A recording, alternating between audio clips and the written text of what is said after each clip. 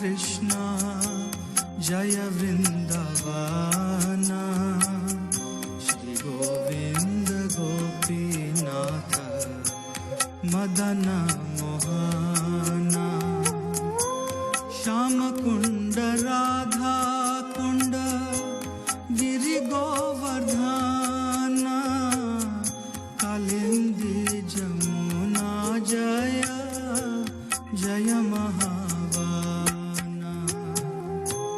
जय राधे जय कृष्ण जय वृंदावन श्री गोविंद गोपीनाथ मदन मोहन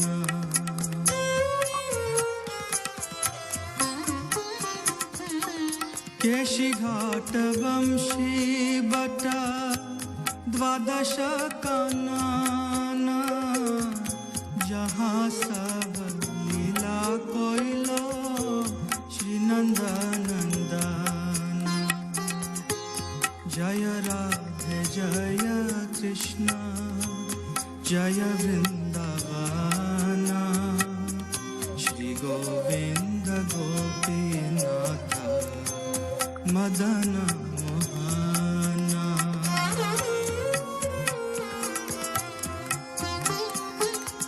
श्री नंद जशोदा जय जय गोपगान श्री दामादि जय जय धेनुवत्सगान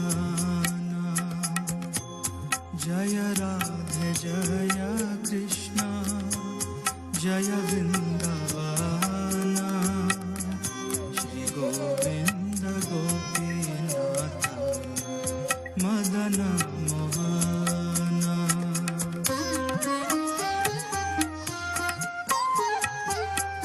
जय वृषभानु जय कीर्तिदा सुंदरी जय पूर्णमासी जय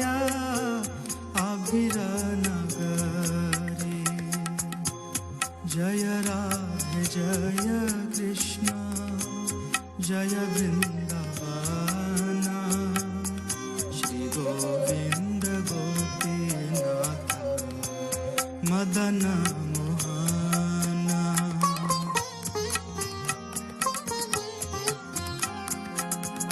जय जय गोपीश्वर वृंदावन माजा जय जय कृष्ण सखा बटु द्विज राजा जय राधे जय कृष्ण जय वृंदावन श्री गोविंद गोपीनाथ मदन मोहन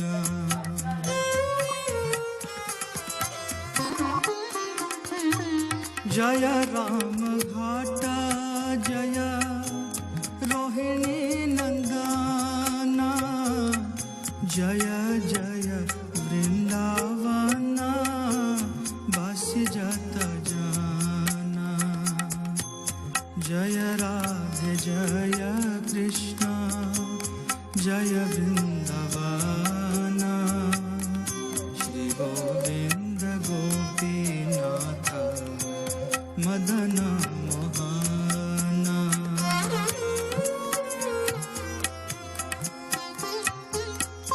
जय द्विज पत्नी जय नाग कन्या गाना भक्ति तेज हार पाइलो गोविंद चरण जय राधे जय कृष्ण जय वृंदावन श्री गोविंद गोपीनाथ मदन मोहन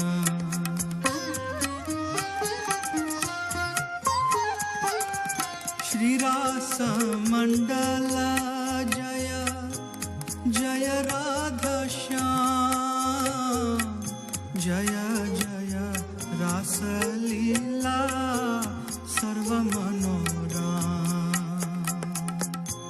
जय राधे जय कृष्ण जय वृंदावन, श्री गोविंद गोपीनाथ मदन मोहन।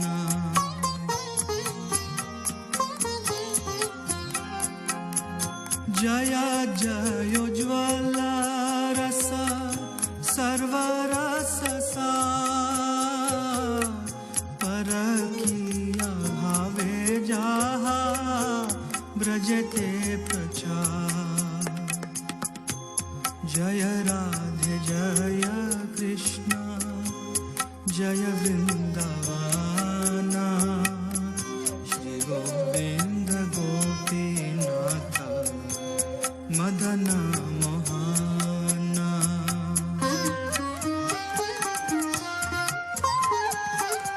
श्री जानव पाद पद्म कोरिया स्मरण, दीन कृष्ण दास को है नाम संकीर्तन।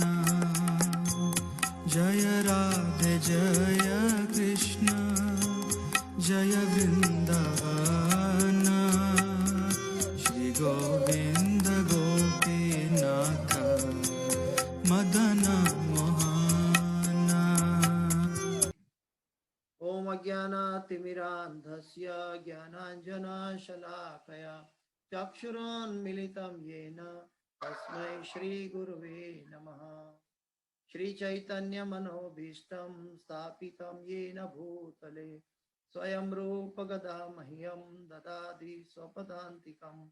वन्देऽहं श्रीगुरु श्रीयुतापदकमलं श्रीगुरु वैष्णवांश्च श्रीरूपं साग्रजातं सहगणा रघुनाथान्वितं तं सजीवं साद्वैतं सावधूतं परिजनसहितं कृष्ण चैतन्यदेवं श्री राधा कृष्ण पादां सहगणा ललिता श्री विशाखान्वितांश्च।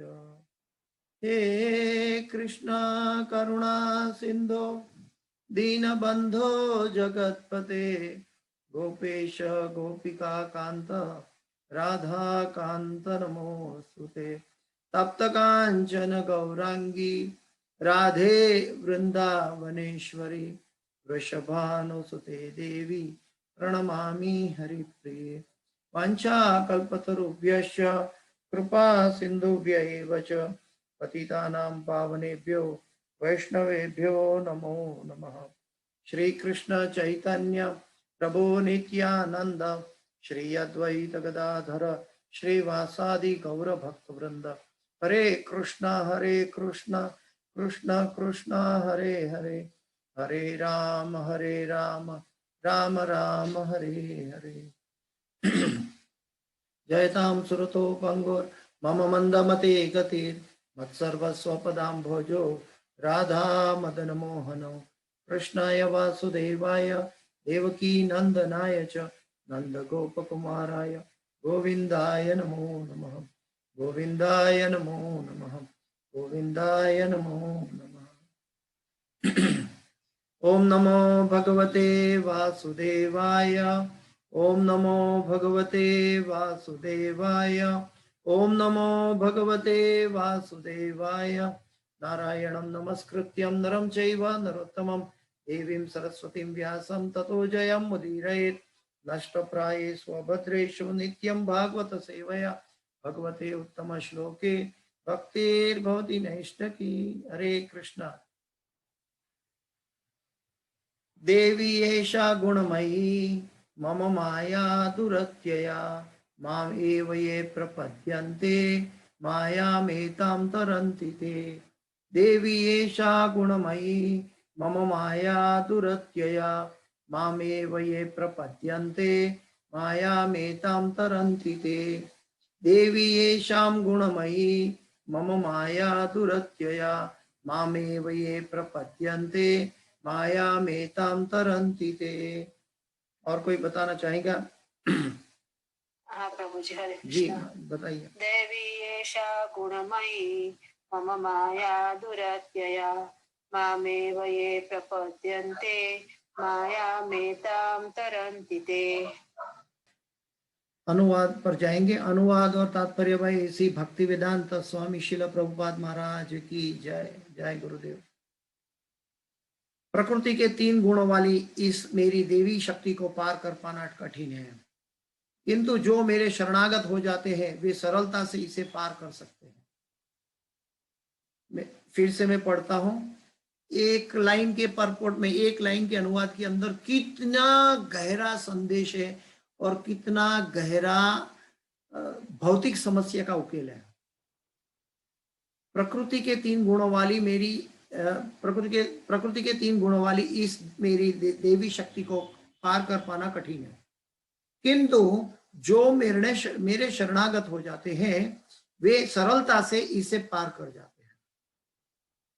जो हम बार बार दोहराते हैं कि भौतिक समस्या का उकेल आध्यात्मिक शक्ति से ही हो सकता है। भौतिक समस्या का उकेल भौतिक शक्ति से नहीं होगा। ये भगवान इस श्लोक में बहुत क्लियर कट कह रहे हैं। वे सरलता से, किंतु जो मेरे शरणागत होते हैं हो जाते हैं, वे भगवान के शरणागत हो जाते हैं, वे सरलता से इसे पार कर जाते हैं। तो भगवान ने सबसे बड़ी क्लू दे रखी है हमें, लेकिन प्रॉब्लम क्या है कि हम इसका सही इस्तेमाल नहीं करते हैं और बार बार समस्या आने पर ये ऐसी भगवान के जो अमूल्य उपदेश है उसको हम भूल जाते हैं और समस्या में उलझ जाते हैं। प्रॉब्लम क्या है मालूम है? हम गलती कहाँ करते हैं? पहले तो समस्या आती है तब ये भगवान का शब्द, भगवान की बात भूल जाते हैं और जो समस्या है और समस्या के बारे में हमारा चिंतन शुरू हो जाता है। तो चिंतन शुरू होने से क्या होगा कि हम समस्या में और गहरे पानी में डूबते जाएंगे। ध्यायतो विषयाम पुंसः संगस्तेषु उपजायते। हम समस्या के संग में आगे डूब जाएंगे। संगा संजायते कामः कामत् क्रोधो विजायते। और उससे हमारे अंदर काम, इच्छा उत्पन्न हो जाएगी, जो सही हो या गलत हो, और अगर वो पूरी हो जाती है तो आसक्ति हो जाएगी, नहीं पूरी होती है तो क्रोधोत विजायते। तो ये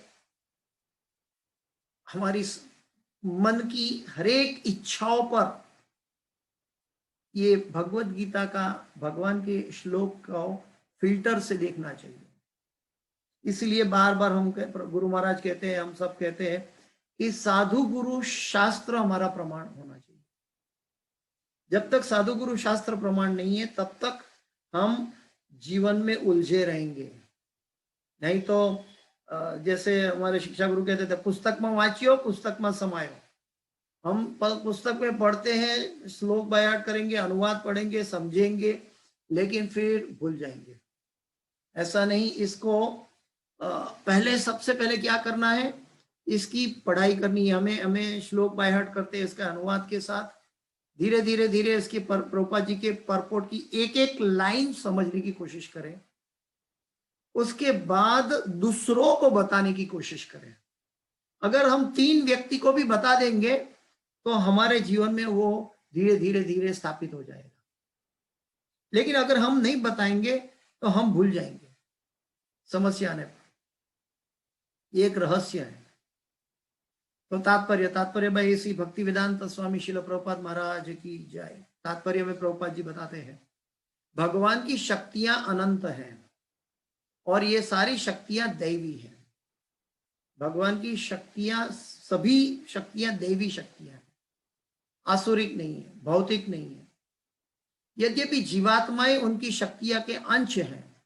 जीवात्मा शक्तियों के, भगवान की शक्तियों में से एक शक्ति के अंश है, अतः देवी है।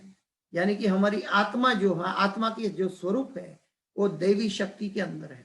इसलिए भगवान अर्जुन को भी कह रहे हैं कि अर्जुन तुम घबराओ मत, तुम दैवी शक्ति से उत्पन्न हुए हो और हम सब भी देवी शक्ति से उत्पन्न हुए हैं। फर्क ये है कि हमारे ऊपर वासना का आवरण है। किंतु भौतिक शक्ति के संपर्क में रहने से उनकी पराशक्ति आच्छादित रहती है हमारे जैसे। तो भौतिक शक्ति के संपर्क में रहने से उनकी पराशक्ति, अभी पराशक्ति पर आच्छादित कैसे रहती है, प्रभुपाद जी एग्जाम्पल इसके लिए कई बार देते हैं। एक सूरज है, सूरज कितना पावरफुल है, लेकिन कभी कभी दिखाई देता है कि बादल से ढक गया। तो बादल से ढकने से सूरज ढकता नहीं और बादल चले जाने पर सूरज वापस दिखने लगता है। तो कोई एक अज्ञानी व्यक्ति ऐसा कह देगा कि बादल की प्रतिमा ज्यादा है सूरज से, वो सूरज को ढक सकता है। अभी बादल और सूरज में क्या अंतर है, इसको थोड़ा समझने की कोशिश करें। बादल का प्रादुर्भाव मतलब बादल का जन्म हुआ, बादल का तिरोधान भी होता है। जैसे समुद्र से पानी उबला, बादल बना, बादल बना, फिर बीच में आया, फिर उसकी सीजन आ गई, वो काले घने पानी से भरा बादल हो गया, फिर वापस गिर गया। तो बादल के अंदर क्या था, पास्ट, प्रेजेंट एंड फ्यूचर था, भूतकाल, वर्तमान काल और भविष्य काल था। तो जो भी भौतिक जगत की जो भी अभिव्यक्ति है उसके अंदर भूतकाल है, वर्तमान काल है और भविष्य काल है। लेकिन भगवान की अभिव्यक्ति के अंदर न भूतकाल है, न भविष्य काल है, न वर्तमान। वर्तमान में ही भगवान शाश्वत रहते हैं। तो भगवान जो वर्तमान है उसके लिए भगवान को शाश्वत कहा जाता है। भगवान का आदि नहीं है, अंत नहीं है। तो इसीलिए भगवान या सूर्य, जैसे बादल के सामने सूर्य ढकता हुआ दिखाई देने पर भी सूरज ढकता नहीं, सूरज की शक्ति अपने आप में बनी रहती है। ठीक वैसे ही हम भगवान की दैवी शक्ति आत्मा है, और देवी शक्ति आत्मा में रहने, माया के वशीभूत होने से भौतिक पदार्थों के संसर्ग में आने के बावजूद भी हमारी आध्यात्मिक चेतना बनी रहती है। इसीलिए प्रभुपाद जी कहते हैं कि हमारे सबके अंदर देवी शक्ति का गुण भरा हुआ है। वी आर इनबिल्ट विद भक्ति। प्रभुपाद जी कहते हैं कि हम सिर्फ उसको जगाने का काम करते हैं। हम किसी को भक्ति नहीं देते हैं, हम सिर्फ जगाने का काम करते हैं।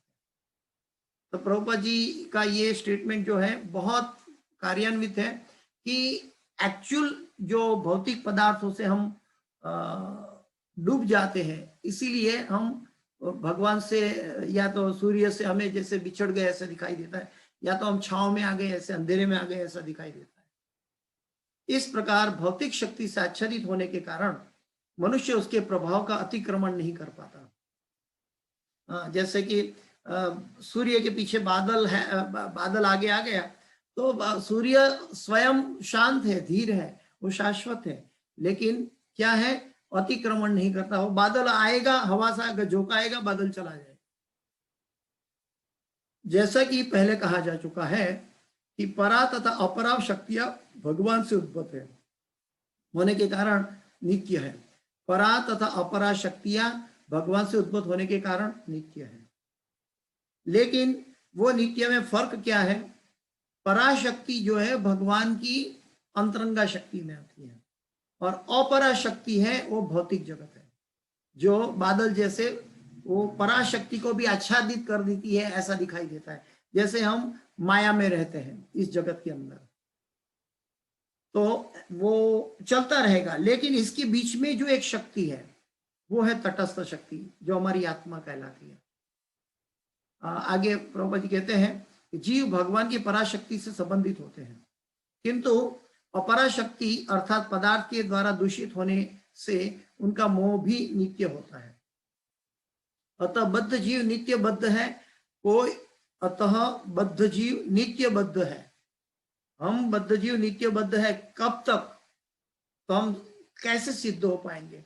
नित्य सिद्ध कृष्ण भक्ति साध्व करुणाए, श्रवण आदि शुद्ध चित्ते करिए उदय। तो ये शुद्ध भक्ति हमारे अंदर कैसे पता है कि श्रवण आदि शुद्ध चित्ते। हाँ, अभी इसको एक बहुत सेंसिटिव पॉइंट है ये कि श्रवण आदि शुद्ध चित्ते। शुद्ध चित्त को कैसे हम समझेंगे, तो इसके लिए हम चांटिंग करते हैं तो हमारा चांटिंग में ध्यान नहीं रहता।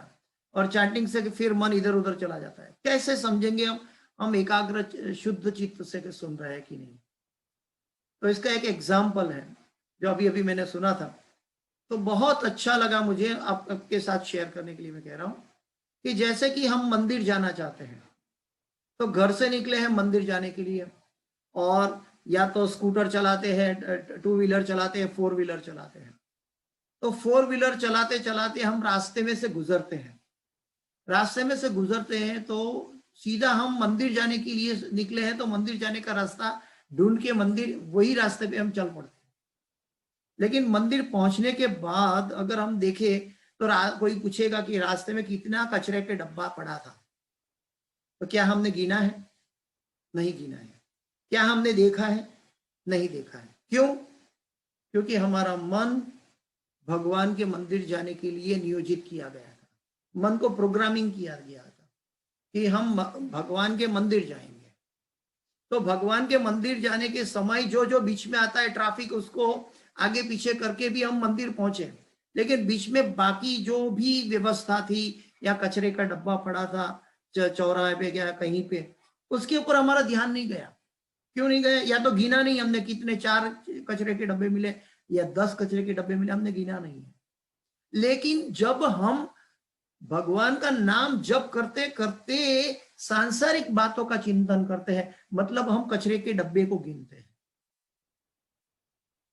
कचरे का डब्बा गिनना यानी कि हमारा जो मंदिर जाने की बात है वो उसको एक क्षति पहुंच जाती है, असर पहुंचती है।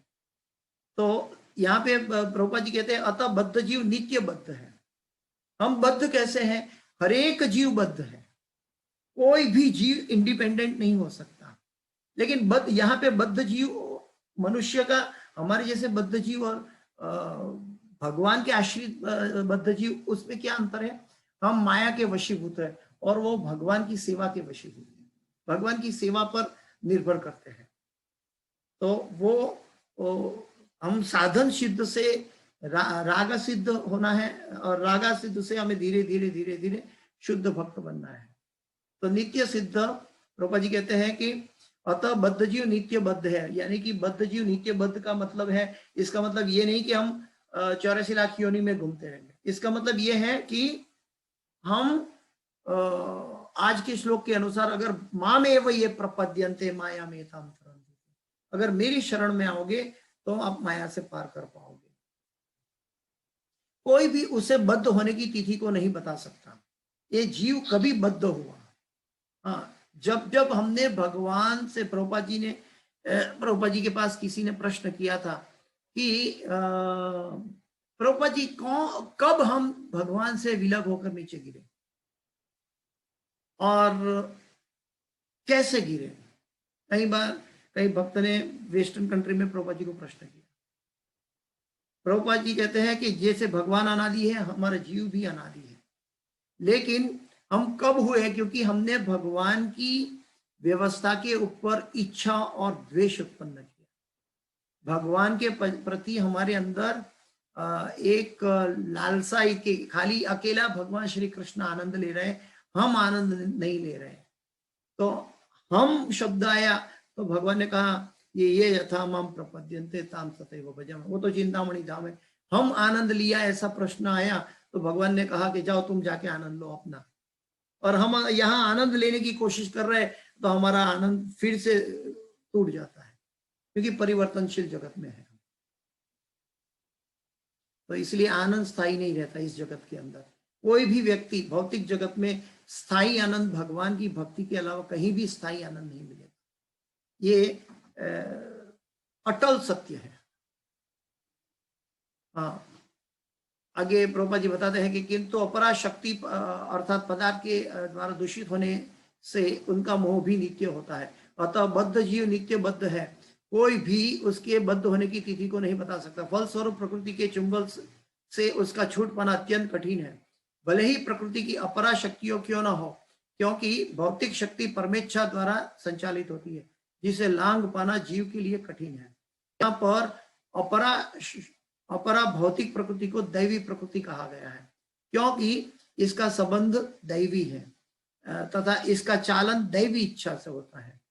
देवी इच्छा से संचालित होने के कारण भौतिक प्रकृति पर अपर होते हुए भी दृश्य जगत के निर्माण तथा विनाश में महत्वपूर्ण भूमिका निभाती है। तो जैसे कि आप सूर्य को कह दें कि आपने अंधेरा देखा है, अगर एक दिया है, दिया चल रहा है और दिया को पूछा जाए कि अंधेरा क्या होता है, तो दिया बता पाएगा? नहीं बताएगा, क्योंकि दिया जब है तो अंधेरा अपने आप चला जाता है। तो भगवान की शक्ति, परा या अपरा शक्ति, तुरंत हमारे लिए तैयार है। जब हम पराशक्ति से छूटते हैं तो तुरंत अपरा शक्ति हमें पकड़ लेती है, और अपरा शक्ति से हम कोशिश करते हैं पराशक्ति में जाने के लिए, और पराशक्ति में स्थित होते हैं तो अपरा शक्ति छोड़ देती है। बिल्कुल सिंपल बात है, या तो अंधेरा या तो उजाला। ये एग्जाम्पल बहुत एप्रोप्रिएट है इसके अंदर, कि हम भगवान की भक्ति में जिस क्षण हमारा मन भगवान से विलग हो जाता है, हम भगवत गीता सुनने के लिए क्लास में भी बैठे हैं, हम मंदिर में भी बैठे हैं, तुरंत उसी क्षण अपरा शक्ति हमारा कारोबार संभाल लेती है और हमें मन के विचारों में कहीं और ले जाती है।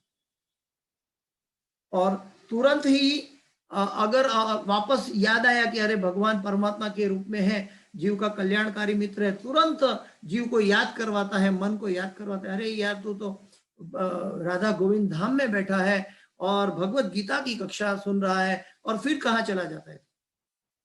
तो तुरंत वापस हम भगवान को याद करते और तुरंत वापस क्लास में वापस आ जाते। तो वापस आने का जो कार्य है परमात्मा भगवान की कृपा से हो गया, और भूलने का कार्य है माया के वशीभूत। क्यों? क्योंकि 84 लाख योनि से हम पदार्थ के साथ जन्म मृत्यु जरा व्याधि से गुजरे हैं, और पदार्थ के साथ गुजरते हुए पदार्थ को प्राधान्यता देने लगे हैं, और जब पदार्थ को प्राधान्यता देने के कारण हम परम भगवान श्री कृष्ण को जो प्राधान्यता देना है वो भूल जाते हैं। लास्ट वीक हमने श्लोक सुना था, मत परतरम नान्यत किंचित अस्ति धनंजय अमी सर्वमिदं प्रोतम सूत्रे मणिगणैव। लास्ट क्लास में हमने ये श्लोक सुना था। तो एक्चुअल में देखें तो हम सब कहते हैं कि भगवान Shri Krishna supreme personality of God head है, लेकिन क्या supreme personality of God head भगवान श्री कृष्ण है, उसको हमने ठीक से समझा है? नहीं। क्यों नहीं समझा? कैसे हम माने कि हमने भगवान को नहीं समझा? अगर हमने समझा होता तो उनको प्रायोरिटी देते जीवन में।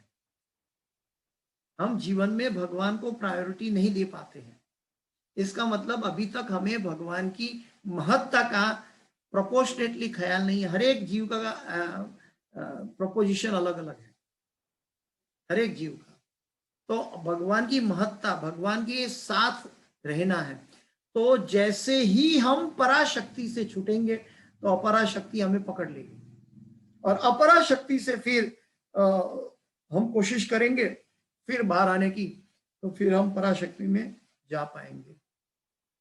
वो कहते हैं, सृष्टि स्थिति प्रलय साधन शक्ति रेखा छाये वयस्य भुवनानि विभर्ति दुर्गा इच्छानुरूपमपि यस्य च चेष्टते सा गोविंदमादि पुरुषम तमहम भजामि। इच्छानुरूपम,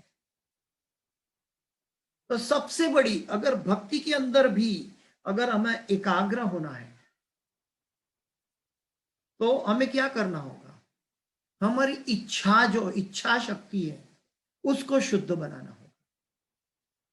अभी इच्छा के अंदर कितने विचार आते हैं, मन के अंदर आते हैं, और मन के विचारों के अंदर मैले विचार हो, मिश्रित विचार हो, अच्छे विचार हो, शुद्ध विचार हो, फिलोंथ्रोपिक विचार हो, या भगवान की भक्ति के विचार हो, या भक्तों का एसोसिएशन का विचार हो, या संसारिक कामों का विचार हो, तो वो विचारों के अंदर मन का अनंत कार्य है, और वो विचारों के दरियों में घूमता है, फिरता है। लेकिन मन को कैसे ट्रेन करना है? हम कहते हैं मन को ट्रेन करना है। एक्चुअली मन से भी ज्यादा मन की इच्छाओं को सुनिश्चित करना है। अभी मन की इच्छा को सुनिश्चित कैसे कर पाएंगे? एक भगवान के अंदर जो सर्वश्रेष्ठ गुण है वो हमें भी मिला है, वो कैसे शुद्ध, भगवान की हमारी इच्छा को कैसे शुद्ध कर पाएंगे? तो पहले तो हम इच्छा को शुद्ध करने के लिए जिसकी इच्छा शुद्ध है उसका संग हमें करना होगा, यानी कि साधु का संग करना होगा। जिसकी इच्छा शास्त्रों पर आधारित है उसका संग करना होगा, यानी कि शास्त्रों का संग। अगर साधु गुरु, मेरा कहने का मतलब है कि साधु गुरु शास्त्र के अलावा हम कहीं भी इच्छाओं को केंद्रित करते हैं तो होता क्या है कि हम शायद वो कार्य पूरा भी कर ले, सफल भी हो जाए, लेकिन फिर भी वो विफल रहेंगे, जो हमारी कुंठित बुद्धि नहीं समझ पाएंगे, क्योंकि वो भौतिक कार्य को निचोड़ने के लिए हमने जो समय गंवाया वो कृष्ण की भक्ति में हमने खो दिया। मनुष्य जन्म का समय, मनुष्य जन्म का वो समय हमने खो दिया। हम अभी अपने समय पर केंद्रित नहीं है, हम समय का विनिमय कर रहे हैं। जितना समय का विनिमय करते हैं इतनी इच्छा भटकती है, और जिसकी इच्छा भगवान की सेवा पर केंद्रित हो जाती है समय वहां रुक जाता है। इसलिए कहते हैं, भागवत में भी कहते हैं कि जो भगवान का शुद्ध भक्त है उनको समय असर नहीं करता। उसका उदाहरण देख सकते हैं हम षड गोस्वामियों में। उदाहरण पे जैसे षड गोस्वामी भगवान की भक्ति में इतने डूब जाते थे, सेवा में इतने डूब जाते थे कि 3-3 दिन तक उन्होंने खाया नहीं है, पिया नहीं है, तो भी उनको याद नहीं आता, समय रुक जाता था। बाहर 3 दिन चला गया लेकिन उनको तो भगवान की सेवा में डूबे हुए हैं। तो ये तो एक एग्जाम्पल है, ये तो हमारे आचार्यों की और शुद्ध भक्तों की महिमा है। हम भी ये कार्य धीरे धीरे फाइन ट्यूनिंग में कर सकते हैं। भगवान कहते हैं कि मैंने ऐसा कोई जीव को ऐसा कोई चैलेंज नहीं दिया कि वो कर ना सके। तीव्रता, इच्छा के अंदर तीव्रता मिल जाएगी तो इच्छा सफल होगी, लेकिन इच्छा की दिशा जो है साधु गुरु शास्त्र पर होनी चाहिए। तो ये मन और इच्छा के ऊपर थोड़ा ध्यान रखना है हम सबको। अत्यंत कठिन है, भले प्रकृति अपरा शक्ति क्यों ना हो, क्योंकि भौतिक शक्ति परम इच्छा द्वारा संचालित होती है, जिसे लांघ पाना कठिन है। देवी इच्छा से संचालित होने के कारण भौतिक प्रकृति अपर होते हुए भी दृश्य जगत के निर्माण तथा विनाश में महत्वपूर्ण भूमिका निभाती है। वेदों में इसकी पुष्टि इस प्रकार हुई है, मायाम तु प्रकृतिम विद्यान्मयिनम तु महेश्वरम।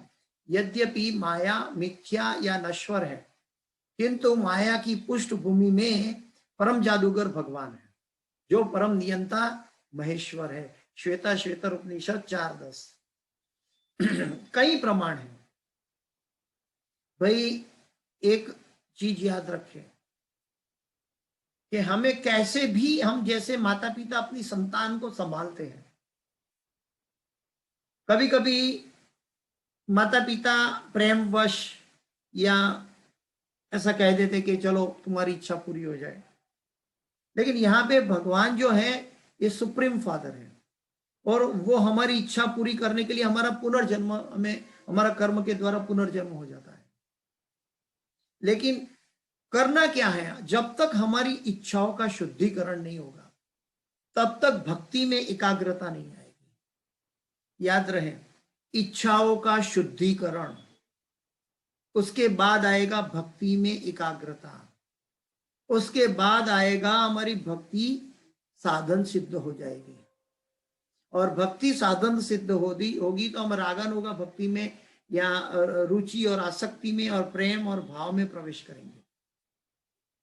तो उसके लिए हमारे अंदर सबसे पहले, और प्रॉब्लम क्या है कि हम 500 रुपये वाले डिवोटी हैं, कभी कभी मेरे जैसे 500 रुपये वाले डिवोटी, जो एक वैष्णवी ने बताया, बहुत अच्छा लगा मुझे एग्जाम्पल।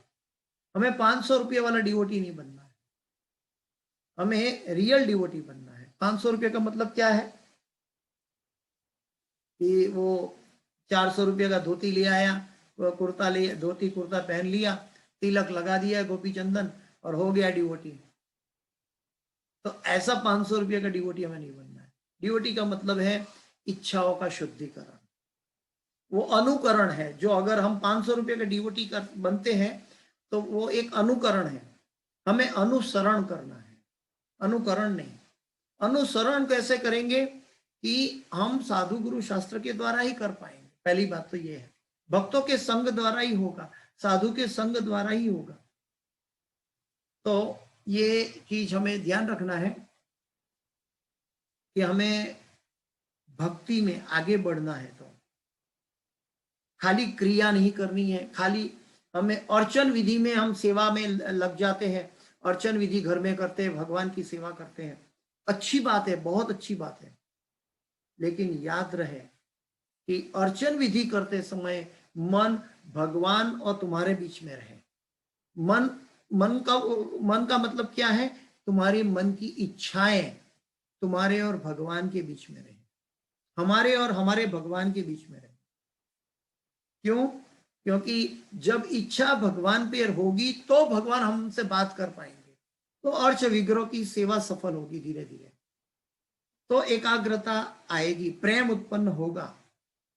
लेकिन होता क्या है कि कभी कभी हम भगवान की सेवा करते करते मन का विचार कहीं और चलता है।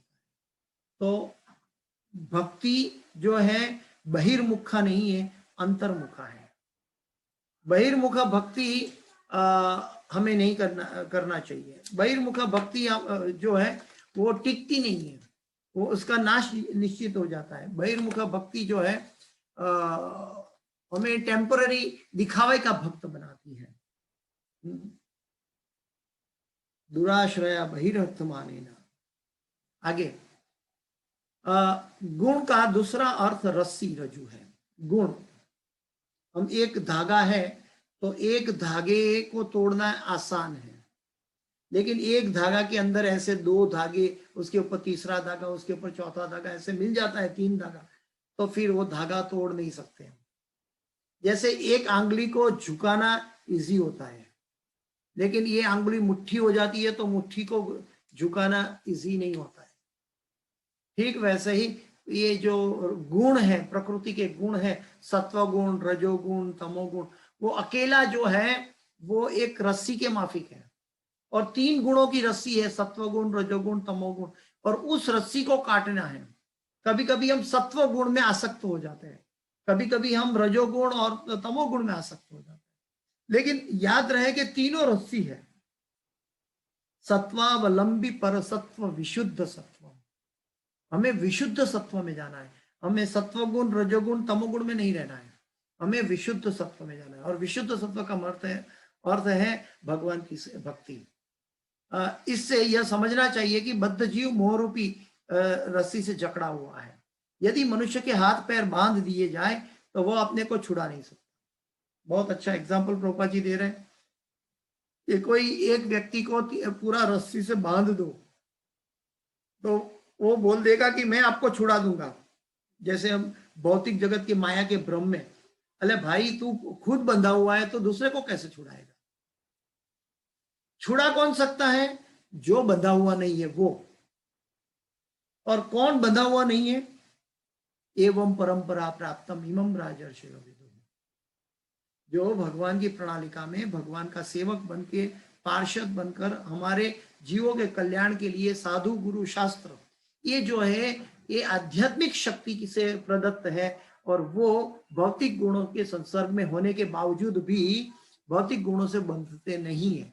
दिखता है कि भौतिक गुणों से बंधे हुए हैं, जैसे अभी गुरु महाराज का शरीर दिखते हैं कि भौतिक गुणों से बंधा हुआ है इसलिए बीमार हो जाते हैं। नहीं, गुरु महाराज की आत्मा शाश्वत प्रभुपाद जी से जुड़ी हुई है और पूरी शक्ति से, आध्यात्मिक शक्ति से जीवों के कल्याण का कार्य कर रही है।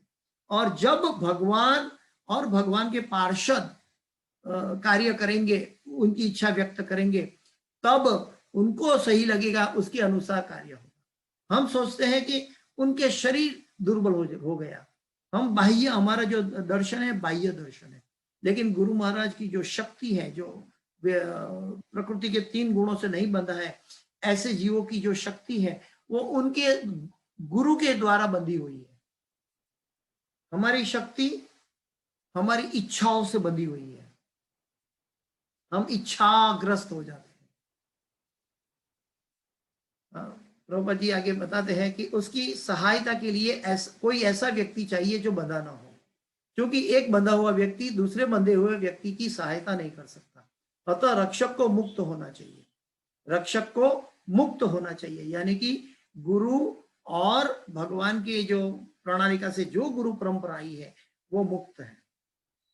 वो मुक्त हम भी मुक्त बन सकते हैं अगर हम गुरु के आदेशों का पालन कर पाए, अगर हम गुरु के आदेशों के पालन के अनुसार हमारा जीवन व्यतीत करें तो आज नहीं तो कल हम भी मुक्त बन सकते हैं। तो मुक्त की व्याख्या क्या है?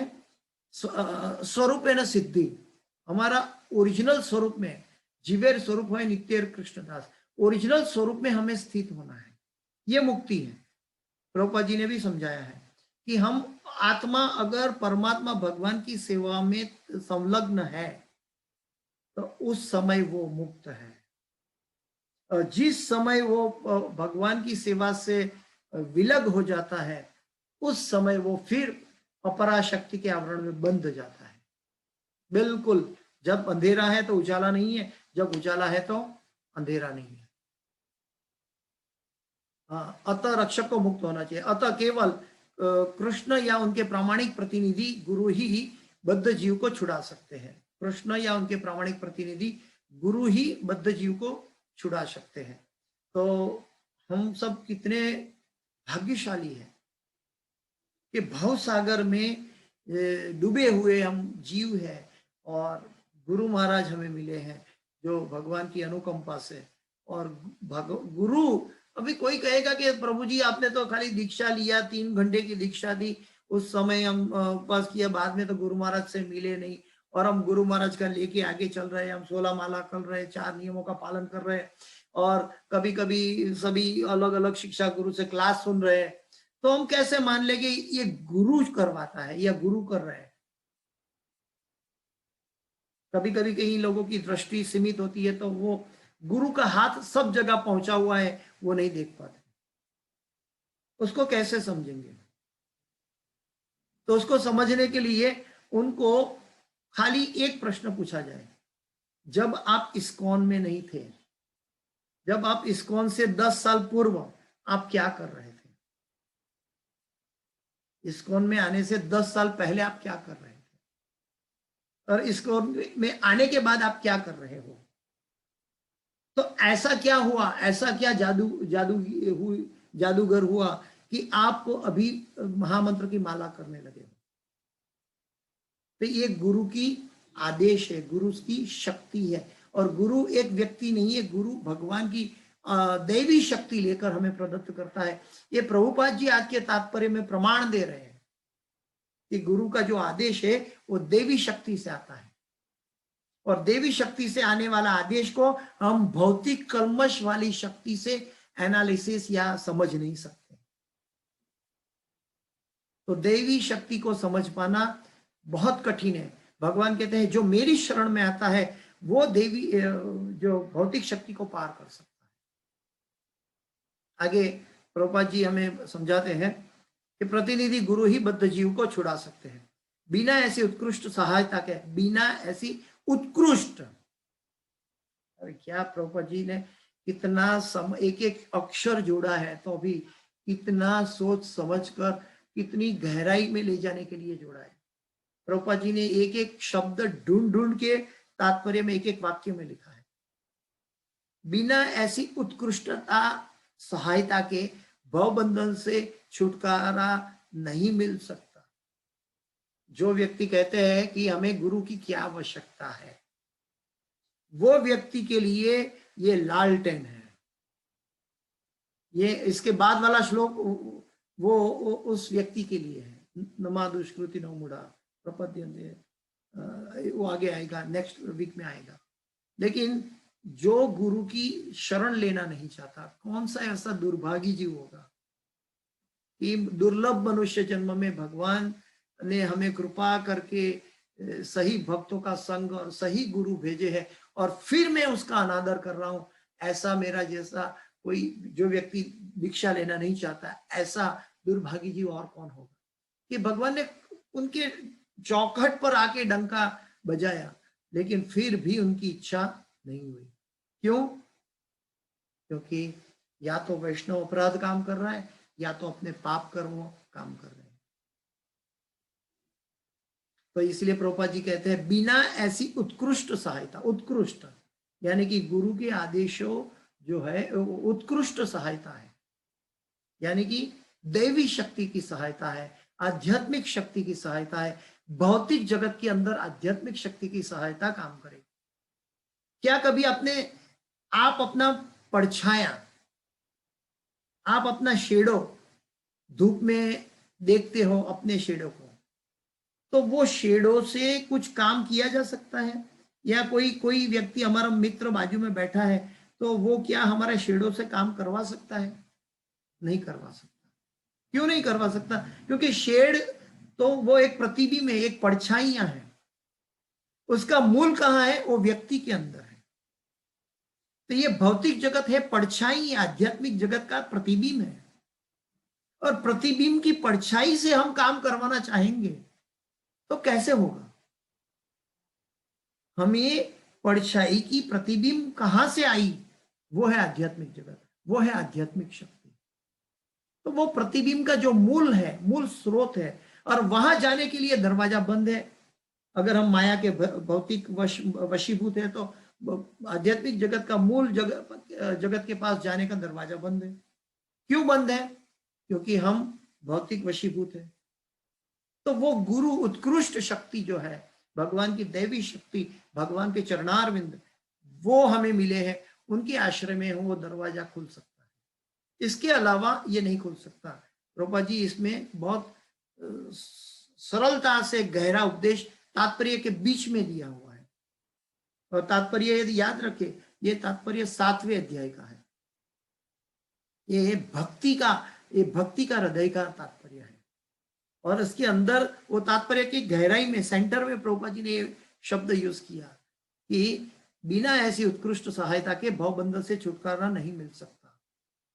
भक्ति या कृष्ण भावनामृत इस प्रकार के छुटकारे में सहायक हो सकता है।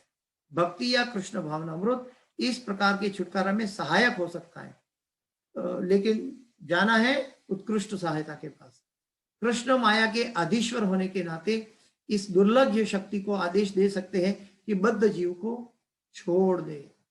जैसे कि जेल में कैदी है, लेकिन 26 जनवरी या 15 अगस्त को राष्ट्रपति कहते हैं कि भाई मुझे लिस्ट दो कि कौन कौन अच्छा कैदी बनकर सुधर गया है।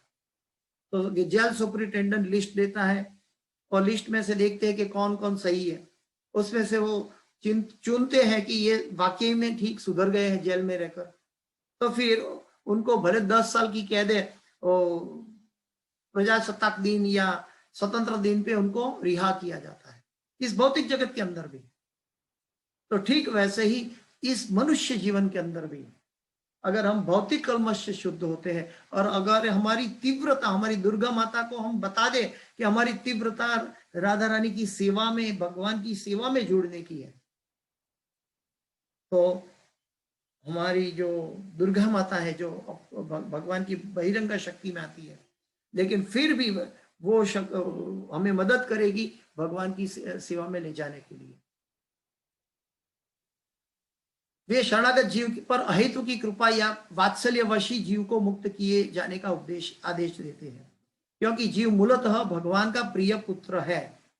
अतः निष्ठुर माया के बंधन से मुक्त होने का एकमात्र साधन है भगवान के चरण कमलों की शरण ग्रहण करना। हम सब इसीलिए तो जुड़े हैं, इसीलिए तो गीता का सत्संग कर रहे हैं, इसीलिए तो हम गीता का क्लास करते हैं, हम चांटिंग करते हैं। फिर भी प्रभुपाद जी बार बार ये बात हर एक तात्पर्य में, हर एक जगह में लेकर आते हैं कि भगवान के चरण कमलों की शरण ग्रहण करना। भगवान के चरण कमल, हम कोई कहेगा कि कई लोग जो नए लोग हैं उनको पता ही नहीं कि भगवान के चरण कमल यानी कि गुरु, भगवान के चरण कमलों की शरण ग्रहण करना। प्रभुपाद, जय ओम विष्णुपाद परमहंस प्रव्रजकाचार्य, विष्णुपाद प्रभुपाद, भगवान के चरणारविंद। तो भगवान के चरण कमलों की शरण ग्रहण करना। माम पद भी अत्यंत सार्थक है। माम यानी कि भगवान कहते हैं एकमात्र कृष्ण विष्णु को, ब्रह्म या शिव को नहीं। ब्रह्मा जी भी नहीं, शिव जी भी नहीं।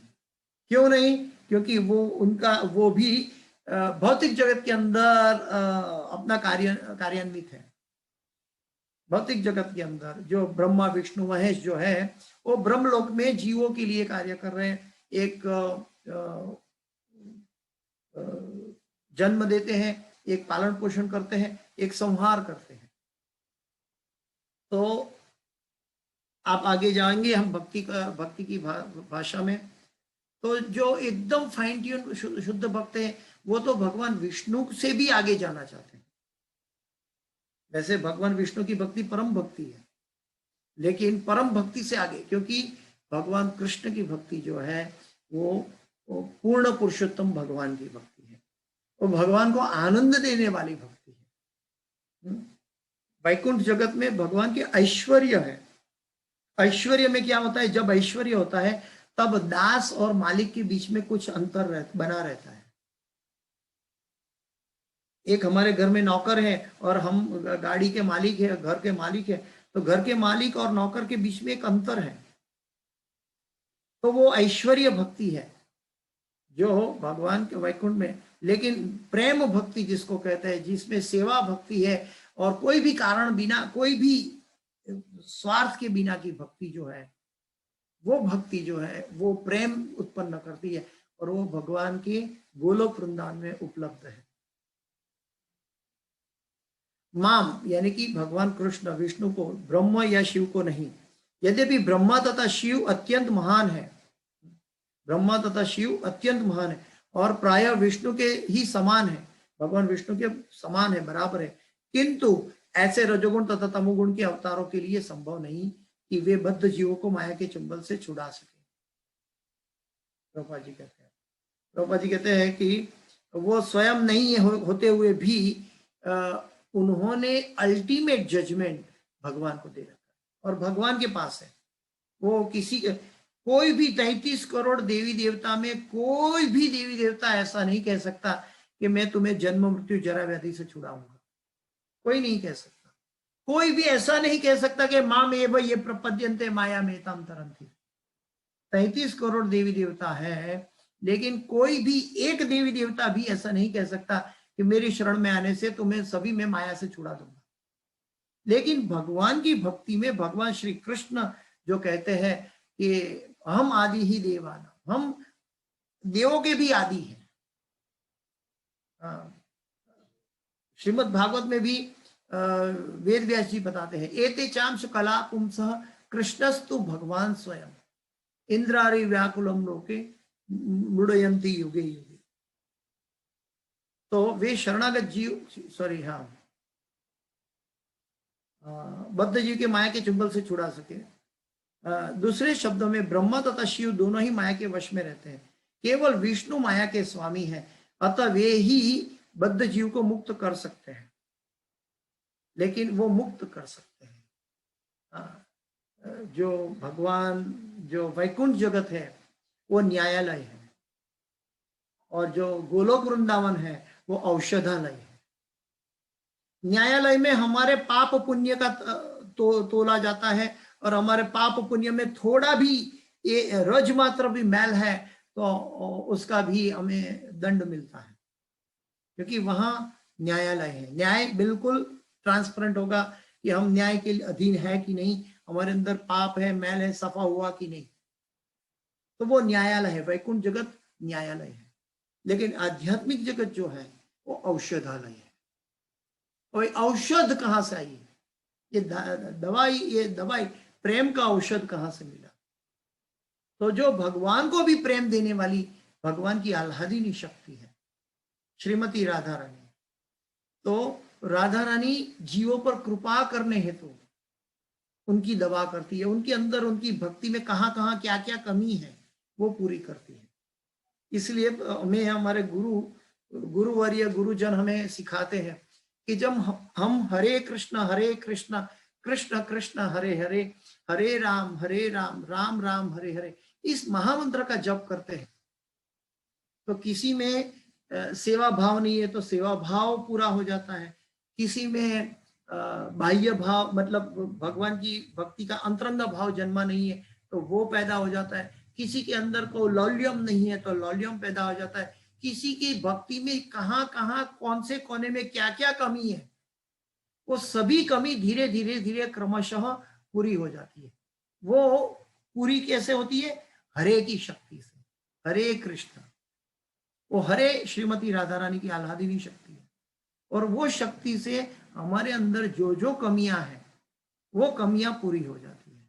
लेकिन कई मूर्ख लोग हैं वो बोलते हैं कि हम हरे कृष्ण महामंत्र जप नहीं करेंगे, या तो करना चाहते हैं तो 16 माला करने की क्या आवश्यकता है, या तो गुरु के पास जाने की क्या आवश्यकता है। तो ऐसे तर्क वितर्क करते रहते हैं। वो डॉक्टर के पास जाने के लिए विश्वास रखते हैं, वो पायलट के पास जाने के लिए विश्वास रखते हैं कि हवाई जहाज मुझे कलकत्ता मायापुर पहुंचा देगा, वो लॉयर के पास विश्वास रखते हैं कि लॉयर बिकेगा नहीं और मेरा केस जीता देगा। वो सांसारिक मनुष्य पर विश्वास देते हैं जो मनुष्य उसको पद पद पर धोखा देता है। ऐसे मनुष्य पर विश्वास रखते हैं मनुष्य, इसीलिए मंद बुद्धि कहलाता है। और जो भगवान की भक्ति जो है, जो शुद्ध कभी भी हमें धोखा नहीं देती, उस पर विश्वास करना, वो हम हरे कृष्ण महामंत्र क्यों चांट करेंगे? हम तो पहले से हमारे कुल के अनुसार हमारे अंदर जो क्या बोलता है कि कुल परंपरा से आ रहा है, हम वही मंत्र का उच्चारण करेंगे। हम हरे कृष्ण महामंत्र क्यों करेंगे? लेकिन हरे कृष्ण कोई, भगवान किसी को पाबंद नहीं करता, किसी को जबरदस्ती नहीं करता है। हम अपनी आंतरिक शुद्धता के अनुसार देवी शक्ति का विरोध करते हैं या देवी शक्ति अपना सकते हैं। हमारी अंदर जितनी पवित्रता है, शुद्धता है, जितना भगवान से लगाव है, उतनी मात्रा में हम महामंत्र के साथ जुड़ते हैं। और महामंत्र के साथ जुड़ने के बाद भी कहीं दिखावा में डूब जाते हैं और कहीं एक्चुअल में करते हैं। और एक्चुअल में करते समय भी कई लोग भटकते हैं और भटकते में भी कई लोग तीव्रता से एकाग्र होकर करते हैं। और एकाग्र होते करते हुए में भी वो अपने आप को जब निसहाय मानते हैं, जब अपने आप को समझते हैं कि भगवान की शक्ति के द्वारा मैं महामंत्र कर पा रहा हूं, मैं नहीं कर रहा हूं, जब ये उनको रियलाइज होता है, तब धीरे धीरे धीरे परमात्मा आत्मा के साथ कम्युनिकेट जो होता है उसको हम समझ पाते हैं।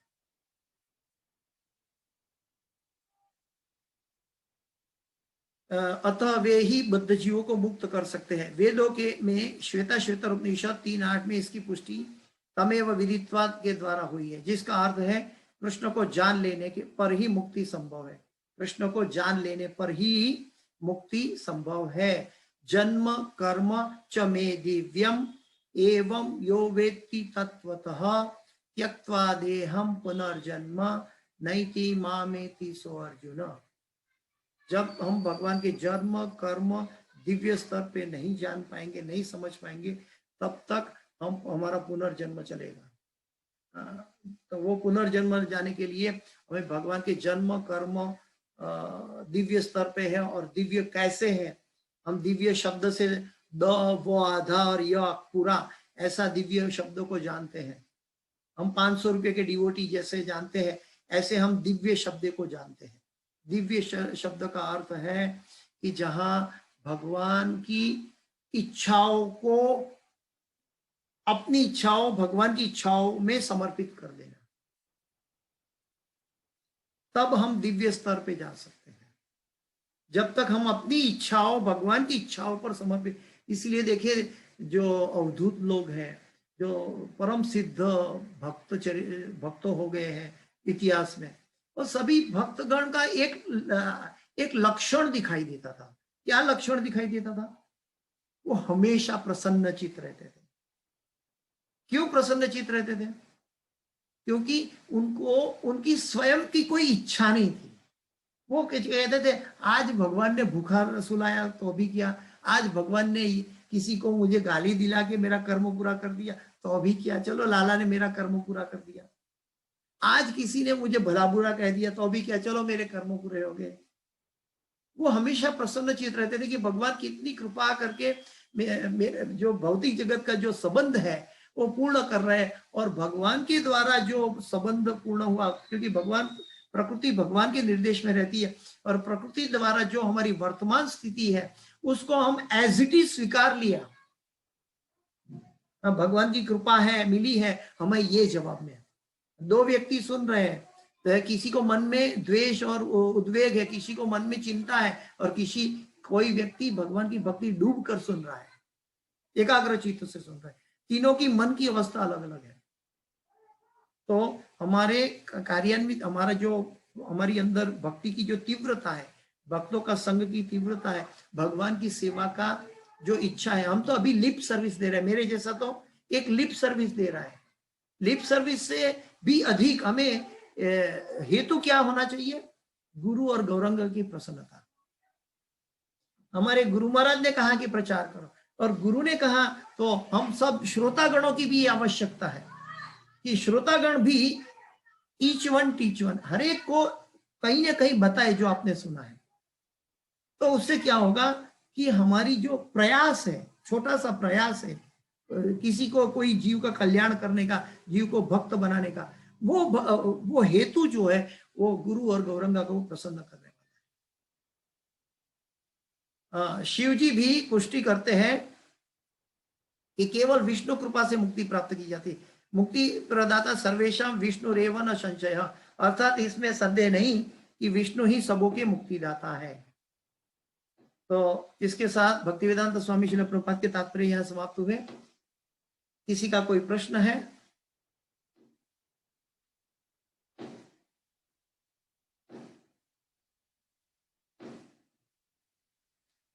किसी का कोई प्रश्न?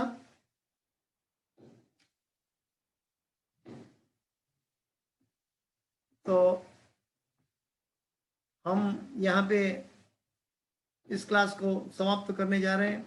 फिर से ये याद रखें कि आज का श्लोक बहुत जरूरी है हमें समझने के लिए कि प्रकृति के 3 गुणों वाली मेरी देवी शक्ति को पार कर पाना कठिन है, किंतु जो मेरे शरणागत हो जाते हैं वे सरलता से इसे पार कर सकते हैं। तो भौतिक शक्ति से अगर पार होना है, हमें जीवन को सफल बनाना है, भौतिक जीवन को सफल बनाना है, तो आध्यात्मिक शक्ति से जुड़ना होगा। Hare Krishna. Thank you very much. इस क्लास की कोई भी सुकृति है मैं गुरु को समर्पित करता हूँ, और गुरु के आदेशों से चल रहा है। आप सब भक्तों की कृपा है, भक्तों की कृपा से मैं बोल पाता हूँ, भगवान की कृपा से, वैष्णव की कृपा से, गुरु की कृपा से। तो इसके अंदर कोई भी क्षति है तो मेरी अपनी क्षति है, कृपया मुझे क्षमा करें। वाञ्छाकल्पतरुभ्यश्च कृपा सिन्धुभ्येव च पतितानां पावनेभ्यो वैष्णवेभ्यो नमो नमः। अनंत कोटि वैष्णव वृंद की जय।